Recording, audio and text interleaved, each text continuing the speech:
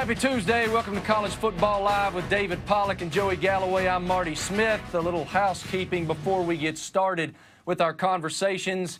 UCF has added home and home future matchups with BYU and Boise State in the group of 5. I know that was the number one thing y'all were waiting to learn this afternoon. That's awesome. Now, that's great. That is. I know. It's amazing. Yeah, it's great. I'm glad, they might not want to do another home and home with Pitt. That didn't go well, but go ahead. I digress.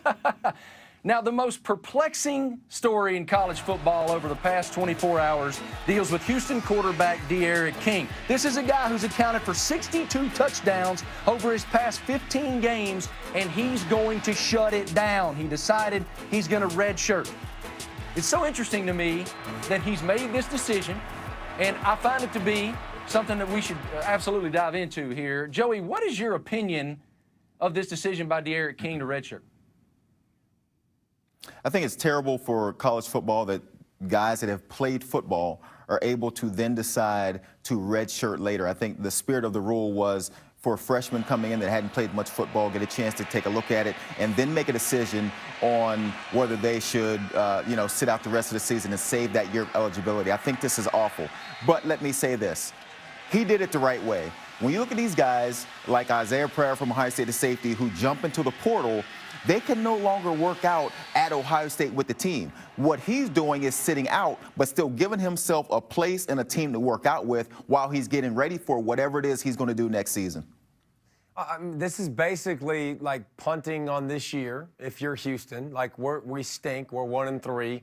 But maybe down the road we're going to be good. And Keith Corbin did it too. His wide receiver, second leading wide receiver, is doing the same exact thing for Houston. And it's going to give us into that realm now. Like, you see the Dolphins, it's different, but they're tanking. But, like, there's nothing to play for now for Houston. So what happens is players can redshirt and worry about the year down the road. Now, listen, D'Eriq King needs to refine his passing game. If he wants to go play in the NFL, and I know that's his hopes, that's his dream, he's not a pocket passer now, and he needs to continue to develop and grow and go through reads, and he's going to continue to practice in Houston. So it's an interesting twist to the 4-game rule, Joey, but guess what?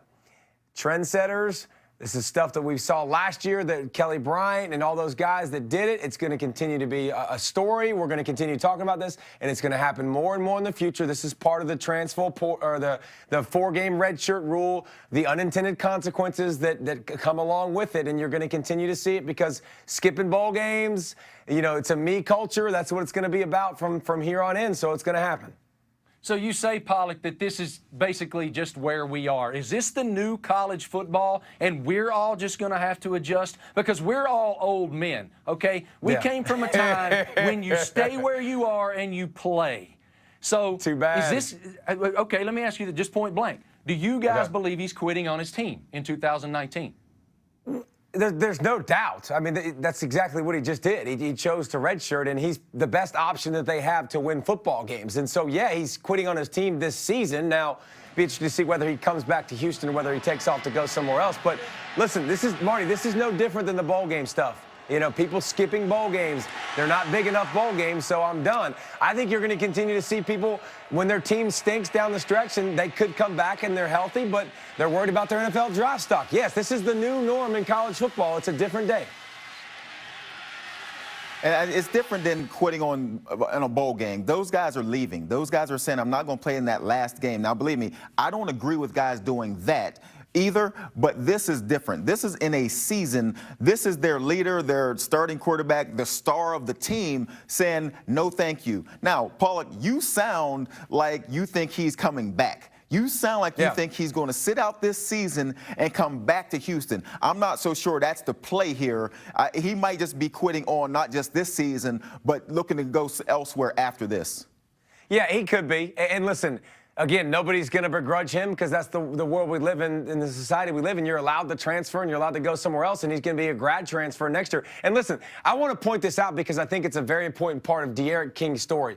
This kid has been very unselfish and has moved to wide receiver and played early in his career at wide receiver and now is developing at quarterback and not where he needs to be if he's going to get to the NFL. So this is also a part of the process. He played early and moved and sacrificed for his team.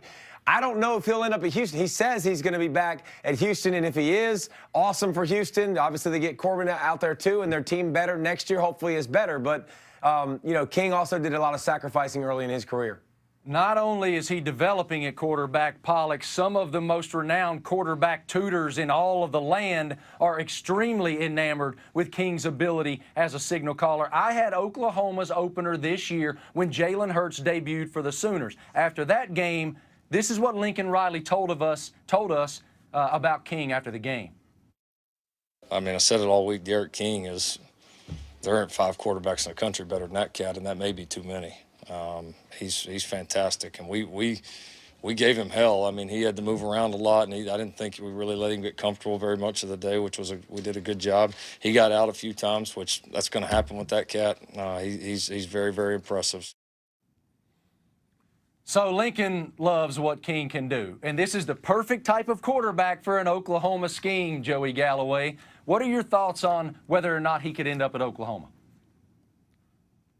I don't think Oklahoma's the move. I think that opposing coaches always say that about a guy. And Derek King has to be tough to stop, no doubt. I think what becomes interesting in this situation is you look at a coach like Kendall Browse, who was the offensive coordinator at Houston last season. He's now gone on, and he's at Florida State. And that makes more sense to me. And it'll be very interesting if that's the play here. Derek King stops this season, sits out, and makes a move to somewhere like a Florida State where his former offensive coordinator is now.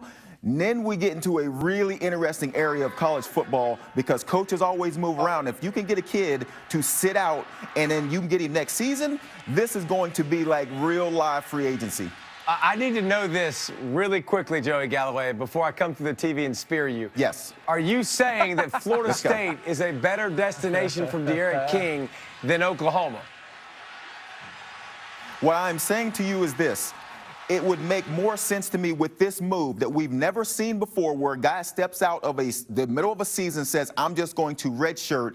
You might believe he's coming back. I don't believe that. And I don't believe Oklahoma would be the next move simply because Oklahoma has a couple guys behind him. They've recruited very well at quarterback, and everybody's in line to go there.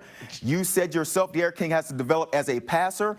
It's going to be interesting if he goes to Florida State with Kendall Browse. So does Jalen Hurts. Jalen Hurts, man, have you seen him over the past couple years? He's looked good, but he's looked good at times, but as a passer. Not the same ballpark.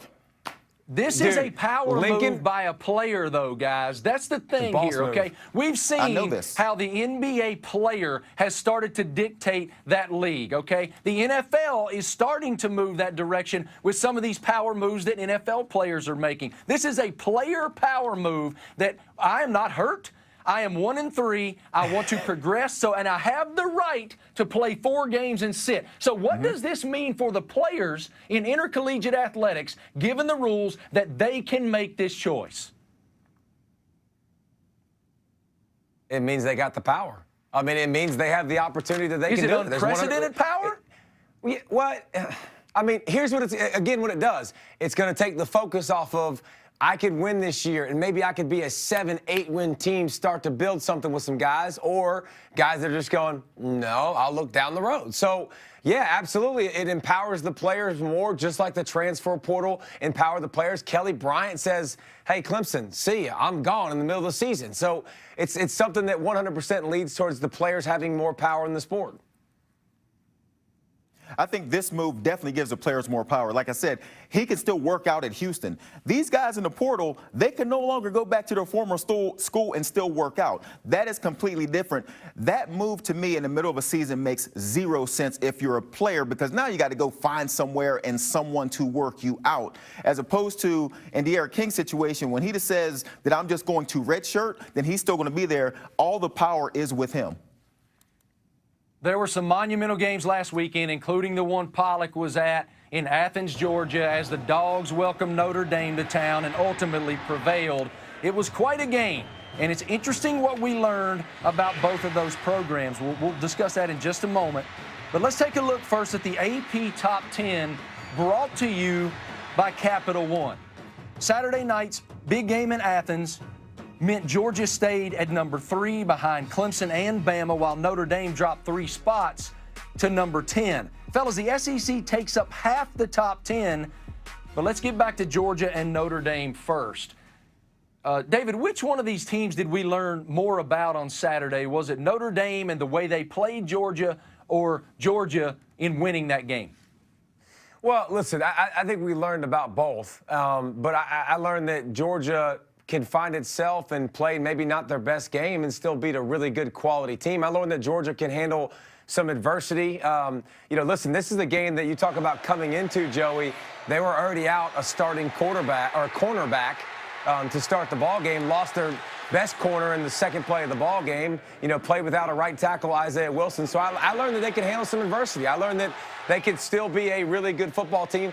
I also learned, Joey, that I got some question marks about Georgia and their pass rush. I mean, this is a team that coming in, I thought, had figured it out and could put pressure on the quarterback, and their pass defense would be really good.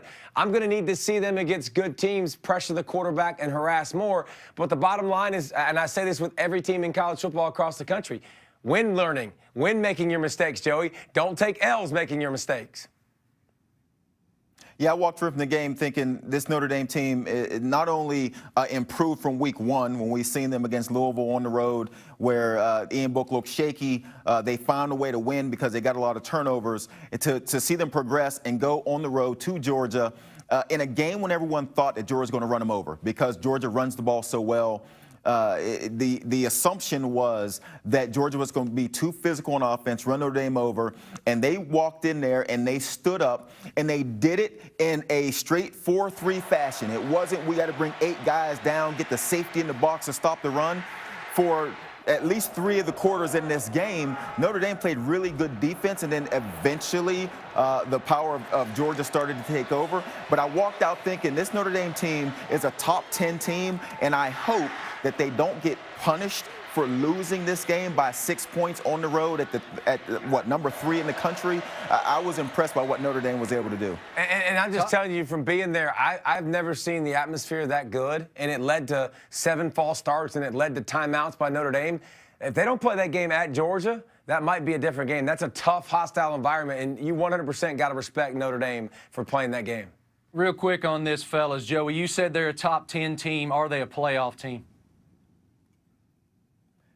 They can be. I mean, as we sit here today, there are no such things as playoff teams. We got a lot of football left to play. Notre Dame, the fact that they stayed in the top 10. Now, the real rankings haven't come out, but the fact that they stayed inside the top 10 with the 1 loss lets you know that people respect what they're able to do. If they run the rest of their schedule, and we don't know what's going to happen in these other conferences, it's an uphill battle because they don't have a conference championship game.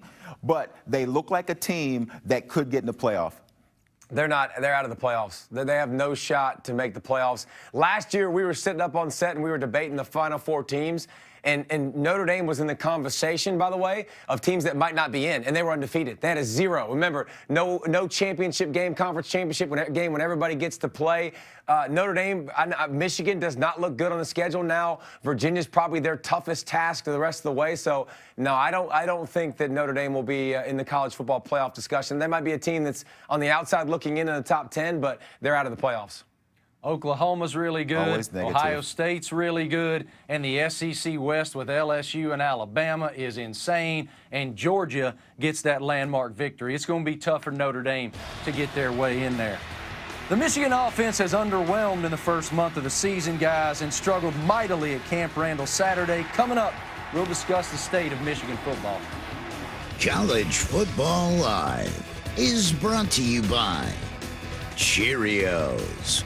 Good goes round. On Saturday, Justin Fields and number 5 Ohio State face Adrian Martinez in Nebraska, 7:30 Eastern on ABC and the ESPN app. College Game Day in Lincoln as well, 9 a.m. Eastern and the ESPN app. Michigan was 0 for 10 on 3rd down Saturday against Wisconsin. That's the first time in 15 years UM failed to convert at least 1 3rd down. Here's what Wolverines head coach Jim Harbaugh said about Saturday. Really from A to Z, wasn't good enough. We didn't play physical enough. We were out hustled. I take responsibility for that. In any ways that we were out schemed, also take responsibility. It's my job to make sure that we're completely sound.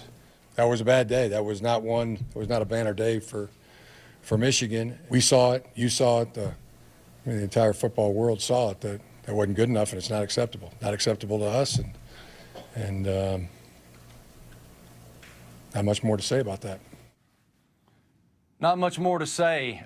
It's unacceptable, says Coach Harbaugh. David, what would you say is the state of Michigan football right now? Well, obviously, after this weekend, it's not good. And it's especially offensively, we continue to say the same thing, Joey. I feel like we're on repeat, we're on a loop for the last several years. I think some context for this debate before we get into Harbaugh and all of his stuff. The 7 years before Harbaugh, with the Hoke and Rodriguez era, they averaged 6 wins a year.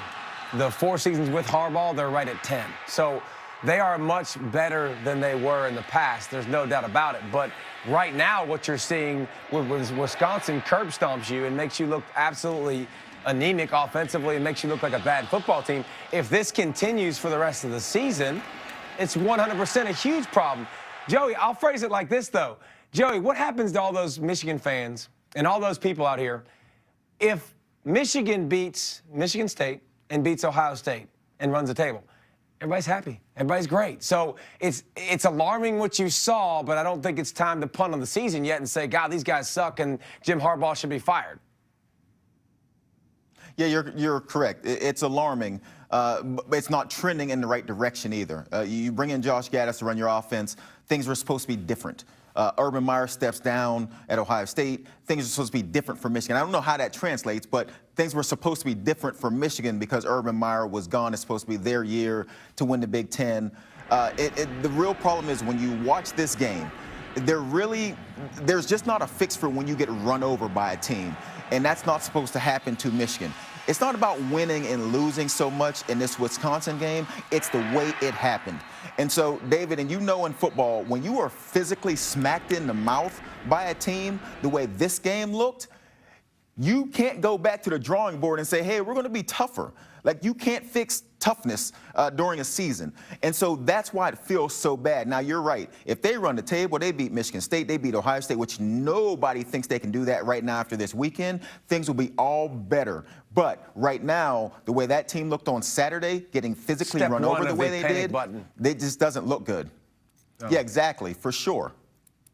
Fellas, Michigan not the only Big Ten team with offensive woes. Northwestern not looking stellar either. Get this, they average 15.7 points a game. That's 128 out of 130 FBS teams and the lowest in the Power 5. But trust me, Pat Fitzgerald, he ain't interested in your perspective.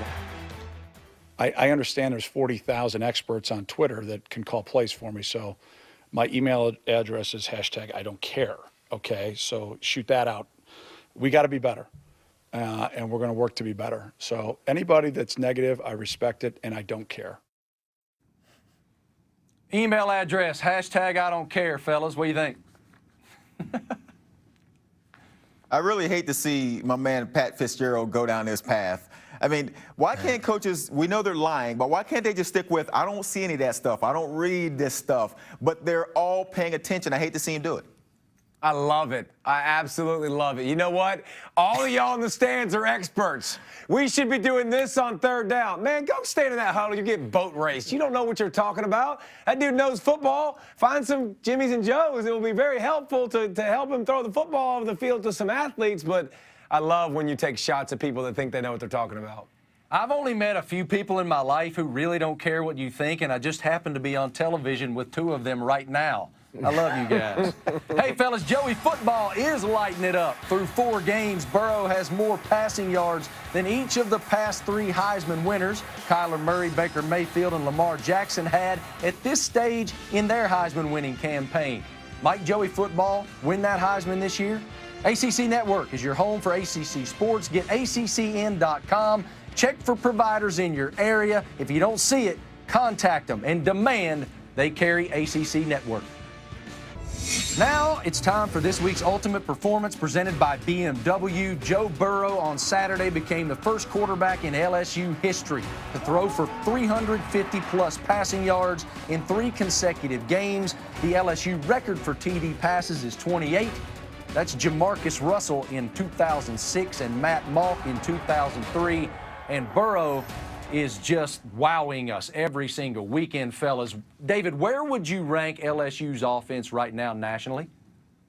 It's just crazy that you're saying they're in the top 5. I mean, we could debate where we put them in the top 5, but this is LSU. This doesn't happen ever, Joey. We've never like if you think about his yards per game, Joey, is almost double every quarterback over the last 6 seasons before he got there. 7 seasons. I mean, the touchdown, every number, he's shattering every record in the LSU books. And listen, they don't have a ton of balance on offense, but I'm putting them ahead of Washington State on offense. I'm putting them ahead of Arizona. I'm putting them ahead of Louisiana. Now, I'll put Alabama ahead of them from the receiver core, and I got Tua, but Oklahoma I'll keep ahead of them. But they're right there in the conversation for the top 5 best teams in college football on offense.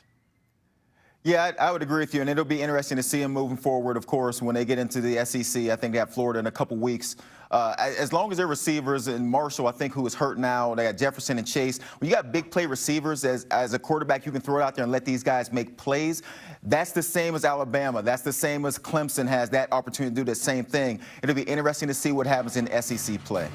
It's very rare that we're talking how adept LSU's offense is and some concerns on the other side of the football.